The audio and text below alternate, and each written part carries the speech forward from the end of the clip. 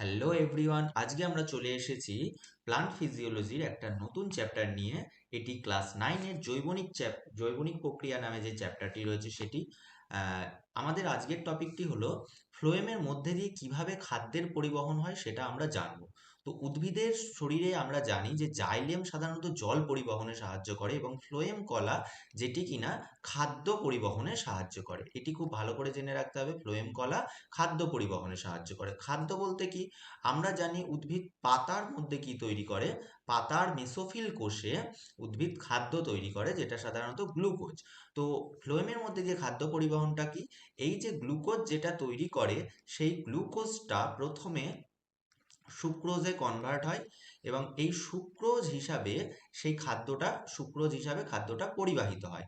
পরিবাহিত হয়ে খাদ্যটা সেটি ওপরের দিকে যেতে পারে বা নিচের দিকে কাণ্ডে বিভিন্ন জায়গায় যেতে পারে বা মূলে গিয়ে সেটা জমা হতে পারে, সেটা অন্য কোনো ব্রাঞ্চ বা কাণ্ডে গিয়ে জমা হতে পারে।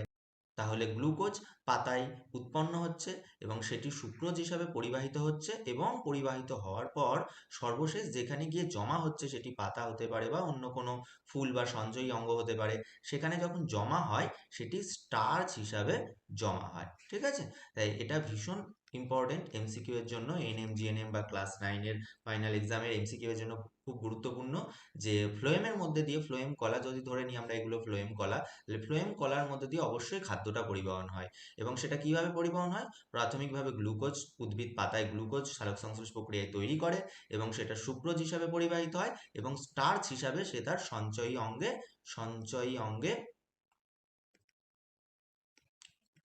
অঙ্গে সেটাকে জমা করে রাখে। ঠিক আছে, তো এই যে গ্লুকোজ হিসাবে খাদ্য তৈরি হওয়া, সুক্রোজ হিসাবে পরিবহন হওয়া এবং স্টার্চ হিসাবে জমা হওয়া, এই টোটালটা হচ্ছে ফ্লোয়েমের মধ্যে দিয়ে খাদ্য পরিবহন বা ফ্লোয়েম ট্রান্সলোকেশন। এই পদ্ধতিটা আমরা আরেকটু ভালো করে বুঝে নেব। সাধারণত তিনটে উপায়ে পদ্ধতিটা সম্পন্ন হয়। কি কি তিনটে উপায়? ফ্লোয়েম লোডিং,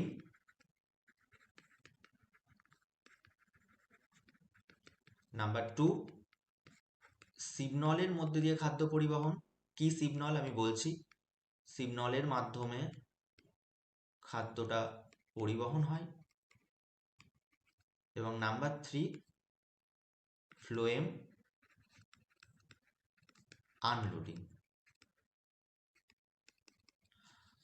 এই তিনটে পদ্ধতি জানার আগে আমাদের একটু ফ্লোয়েম কলা সম্পর্কে জেনে নিতে হবে। ফ্লোয়েম কলা সাধারণত 4 ধরনের কোষ দিয়ে গঠিত। কি কি? সিবনল বা সিব টিউব কোষ, সঙ্গী কোষ বা কম্প্যানিয়ন সেল, ফ্লোয়েম প্যারেনকাইমা, এইগুলো এক ধরনের কোষ, এবং ফ্লোয়েম তন্তু নামে আর এক ধরনের কোষ। ফ্লোয়েম তন্তু খাদ্য পরিবহনে সাহায্য করে না। এখানে প্রথমে তিনটি, সিগনল, সঙ্গী কোষ, ফ্লোয়েম প্যারেনকাইমা, এগুলো খাদ্য পরিবহনে সাহায্য করে। তাহলে ফ্লোয়েম কলা মানে আমরা জানি কলা বিভিন্ন কোষ সমন্বয়ে গঠিত। তো এই ফ্লোয়েম কলায় যে কোষগুলো থাকে সেগুলো সিগনল কোষ, সঙ্গী কোষ, ফ্লোয়েম প্যারেনকাইমা কোষ, এগুলি। এইবার আমরা ছবির মাধ্যমে এই ব্যাপারটা বুঝে নেব, টোটাল প্রসেসটা। এখানে যে কোষগুলো আমরা দেখতে পাচ্ছি, এই কোষগুলো পাতার বিভিন্ন ধরনের কোষ। ধরে নিচ্ছি আমরা এই যে কোষটা দেখতে পাচ্ছি, এটা পাতার মেসোফিল কোষ। আমরা জানি মেসোফিল কোষে সালোক সংশ্লেষ হয় এবং সালোক সংশ্লেষ প্রক্রিয়ায় খাদ্য বা গ্লুকোজ তৈরি হয়। তাহলে যে কোষে গ্লুকোজ বা শর্করাটা তৈরি হচ্ছে সেই কোষটাকে বলা হচ্ছে সোর্স সেল বা উৎস কোষ। ঠিক আছে, তাহলে উৎস কোষে খাবার যেটা, সেটা হচ্ছে শর্করা তৈরি হয়েছে। এইবার এই শর্করাটা সাধারণত সুক্রোজে কনভার্ট হয়। ঠিক আছে, শর্করাটা সুক্রোজে কনভার্ট হয় এবং এই সুক্রোজটা পরিবহন হবে খাদ্য হিসাবে। সুক্রোজটা যে এক কোষ থেকে আরেক কোষে আসে এবং এই যে পরিবহনটা হয়, এটা সক্রিয় পরিবহনের মাধ্যমে হয়। খাদ্য পরিবহন যেটা হয় ফ্লোয়েমের মাধ্যমে, সেটা সক্রিয় পরিবহনের মাধ্যমে, মানে এটিপি খরচের দ্বারা। ওকে, সক্রিয় পরিবহনের দ্বারা গ্লুকোজ তাহলে পাশের কোষে আসছে, এইটা হচ্ছে সঙ্গী কোষ। ওকে, তাহলে শর্করা জাতীয় খাদ্য সুক্রোজ হিসাবে পরিবহন হচ্ছে সক্রিয় পরিবহনের দ্বারা এবং পাশের যে সঙ্গী কোষ, সেই সঙ্গী কোষে এসে উপস্থিত হচ্ছে। এরপর এই সুক্রোজটা চলে আসে তার পাশের কোষে এই যে কোষটা আমরা দেখতে পাচ্ছি এগুলো সিবনল বা সিভ টিউব। এই কোষগুলো ফ্লোয়েমের কোষ, সিবনল বা সিভ টিউব কোষ। সুক্রোজটা সিবনলের মধ্যে এখানে সক্রিয় পরিবহনের দ্বারা এসে জমা হয়। এরপর পাশে যে জাইলেম কলাটা আমরা দেখতে পাচ্ছি, জাইলেমের যে কোষগুলো দেখতে পাচ্ছি, মূল থেকে জল শোষণ করে সেই জল জাইলেম বাহিকা দিয়ে ঊর্ধ্বমুখে বাহিত হয়।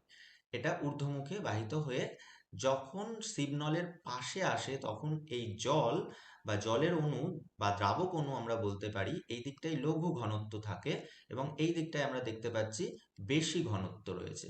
জলের অণু বা দ্রাবক অণু লঘু ঘনত্ব থেকে, যেখানে সুক্রোজ কম, ঘনত্ব কম, এদিকে সুক্রোজটা অনেক বেশি, তাহলে সুক্রোজের বেশি ঘনত্বের দিকে হাইপো থেকে হাইপারটনিক সলিউশনের দিকে অসমোসিস হচ্ছে। অসমোসিস বা অভিস্রবণ প্রক্রিয়া। তাহলে জল যেটা প্রবেশ করছে এই পাশে সেটা অভিস্রবণ প্রক্রিয়ায় আসছে এবং এই পাশে এসে একটা অসমোটিক প্রেসার তৈরি করছে, অভিস্রবণের চাপ তৈরি করছে, যার ফলে এই সুক্রোজ অণুটা, যেটা এখানে প্রচুর সুক্রোজ অণু আছে, সেটা নিচের দিকে ফাঁকা স্থানে চলে যাচ্ছে। এই যে সুক্রোজের বেশি ঘনত্ব এবং এদিকে সুক্রোজের কম ঘনত্ব, কম ঘনত্বের স্থানে সুক্রোজটা অসমোটিক প্রেসারের ফলে নেমে আসছে। এইভাবে সুক্রোজের পরিবহনটা হচ্ছে এবং সর্বশেষে দেখা যাচ্ছে কোনো সঞ্চয়ী অঙ্গের কোনো কোষে, উদ্ভিদের কোনো সঞ্চয়ী অঙ্গের কোষে, সেটা ফুলের কুঁড়ি হতে পারে, ফুল হতে পারে, বা যে কোনো সঞ্চয়ী অঙ্গের কোষ হতে পারে, সেখানে গিয়ে এই সুক্রোজটা জমা থাকছে এবং সেই সুক্রোজটা যখন জমা থাকছে তখন সুক্রোজটা স্টার্চে কনভার্ট হয়ে যাচ্ছে। এটা একটা জটিল শর্করা, স্টার্চ। এবং যখন এখানে গিয়ে জমা হচ্ছে তখন এই প্রসেসটাকে বলা হচ্ছে ফ্লোয়েম আনলোডিং। Phloem unloading. এবং প্রাথমিকভাবে যখন ফ্লোয়েমে শর্করা বা সুক্রোজটা এসেছিল, এদিকে এসেছিল, তখন সেই যে প্রসেসটা ওটাকে বলা হয় ফ্লোয়েম লোডিং। তাহলে ফ্লোয়েম লোডিং এবং ফ্লোয়েমের মধ্যে দিয়ে, সিগন্যালের মধ্যে দিয়ে পরিবহন এবং ফ্লোয়েম আনলোডিং, এই তিনটে ধাপে পরিবহনটা, খাদ্য পরিবহনটা সম্পন্ন হয়। তাহলে আমরা একটা ফ্লো চার্ট দেখে নিতে পারি এখান থেকে খুব সহজেই। প্রাথমিকভাবে আমরা দেখেছি পাতার মেসোফিল কোষে, যেটাকে আমরা সোর্স সেল বলছি, সোর্স সেলে খাদ্যটা তৈরি হচ্ছে এবং তারপর সেটি আসছে ফ্লোয়েম প্যারেনকাইমা সেলে এবং কম্প্যানিয়ন সেল বা সঙ্গী কোষ সক্রিয় পরিবহনের দ্বারা, সক্রিয় পরিবহনের দ্বারা আসে এবং এটি এমসিকিউতে আসে। সক্রিয় পরিবহনের ফলে সঙ্গী কোষ থেকে সিবনলের কোষে, ফ্লোয়েমেরই সিবনল কোষে খাদ্যটা পরিবহন হয়ে আসে। তারপর সিব প্লেট বা চালনী ছিদ্রের মাধ্যমে খাদ্যটা সঞ্চয়ী অঙ্গে গিয়ে উদ্ভিদ দেহে বিভিন্ন জায়গায় জমা হয় স্টার্চ হিসাবে এবং সেটাকে বলা হয়, যেখানে জমা হচ্ছে সেটাকে সিঙ্ক সেল। তাহলে এই আমরা দেখছি পাতার মেসোফিল কোষে খাদ্যটা তৈরি হয়েছে শর্করা, তারপর সেটি সঙ্গী কোষে আসছে কম্প্যানিয়ন সেল, তারপর সিগন্যাল বা সিভ টিউবের মাধ্যমে, এবং এই যে জায়গাটা দেখতে পাচ্ছি এইটা হচ্ছে সিপ প্লেট। সিপ প্লেটের মাধ্যমে নিচের দিকের কোষগুলো হয়ে সেটি উদ্ভিদের সঞ্চয়ী অঙ্গে সুক্রোজ যেটা, সেটা স্টার্চ হিসাবে জমা হচ্ছে এবং ফ্লোয়েমের আনলোডিং সম্পন্ন হচ্ছে।